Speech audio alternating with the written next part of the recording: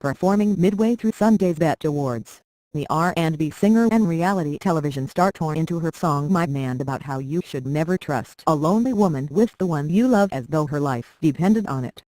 She wicked her long blonde hair, she doubled over to better dig into the song's low notes. And when it was over, she dropped her microphone and sauntered off stage, as certain she'd crushed it as everyone in the audience was. Would Braxton really have died if her performance hadn't been so fierce? Surely not. But the BET Awards, until that point a surprisingly sluggish affair, might have. In the past few years, the cable network's flagship awards show has been the liveliest and most relevant on TV, with electrifying performances from top hip-hop and R&B stars and a focus on progressive values that has often made the Grammys and the American Music Awards look trivial. Yet this year's edition, broadcast live from the Microsoft Theater in Los Angeles, suffered a serious dip in energy, and seemed to back away from the chance to more deeply engage the issues of today.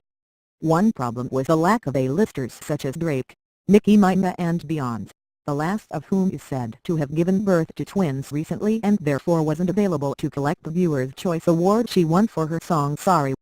Other winners included Migos for Group of the Year and Kendrick Lamar for Best Male Hip-Hop Artist. Lamar hadn't been announced in advance as a performer but showed up to do Mask Off with Future, a last-minute cameo that made you wonder if someone at BET called the Compton rapper Sunday evening around 6:30. More troubling, the artists who did appear failed to do much worth getting excited about. Chris Brown sang the perfunctory Party, while Big Sean combined several of his hits into a boring medley. Trey Songz performed Seduction by Numbers in his slow jam Nobody Else But You. Mary J. Blige's vocals were wobbly in Love Yourself. And then there was Post Malone, the polarizing white rapper who clung to Quit It of Migos like a life preserver as they did their duet Congratulations. Given the lackluster company, you could understand why Braxton figured she could snatch the crown when her opportunity arrived.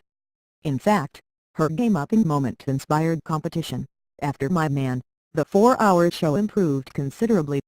Chance the Rapper, accepting BET's humanitarian award for good deeds including a $1 million contribution to Chicago's public school system, gave an appealingly unscripted speech in which he criticized a bank he said was betting against the school's success. Saxophonist Kamasi Washington and singer El DeBarge, the latter dressed in a dazzling red suit, paid tribute to the late George Michael with a warm and loving rendition of Careless Whisper. And the members of New Edition, whose lives were dramatized this year in a painstaking BET biopic, brought a rowdy thrill to the show as they crowded the stage to accept the Lifetime Achievement Award. After their speeches, a lengthy stretch of dead air took place, long enough that the wheels appeared to be coming off the BET Awards again.